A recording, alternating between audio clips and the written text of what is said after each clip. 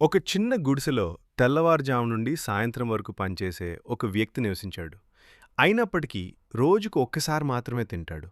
ప్రతి రాత్రి అతనిలా ప్రార్థించాడు. దేవా, నేను ఎవ్వరినీ ఎప్పుడూ మోసం చేయలేదు. నా జీవితం ఇంకా ఎందుకు కష్టంగా ఉంది? ఒక రాత్రి నిరాశ్రయుడైన ఒక బాలుడు బలహీనంగా కొట్టాడు.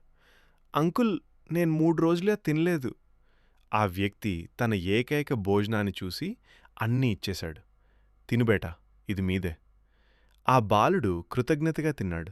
ఆ పైనలిగిన లాటరీ టికెట్ను ఆ వ్యక్తి చేతిలో పెట్టాడు. నేను దీన్ని రోడ్డుపై కనుగొన్నాను, ధన్యవాదాలు. ఉదయం అయింది. బాలుడు వెళ్ళిపోయాడు. పనికి వెళ్తుండగా ఆ వ్యక్తి ఈ వార్త విన్నాడు. నిన్న రాత్రి లాటరీ విజేత ₹1,00,00,000. అతను టికెట్ తీశాడు. సంఖ్యలు సడిపోలాయి. బహుమతిని పంచుకోవాలనే తపనతో బాలుడు కోసం వెతుకుతూ వీధుల్లో పరిగెత్తాడు, అతని పేరరుస్తూ.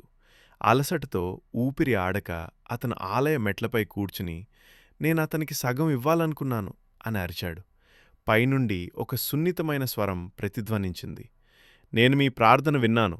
డబ్బు మీ కష్టానికి ప్రతిఫలం కాదు, ఇది మీ హృదయానికి ప్రతిఫలం.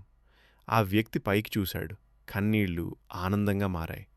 Like, share, subscribe and comment.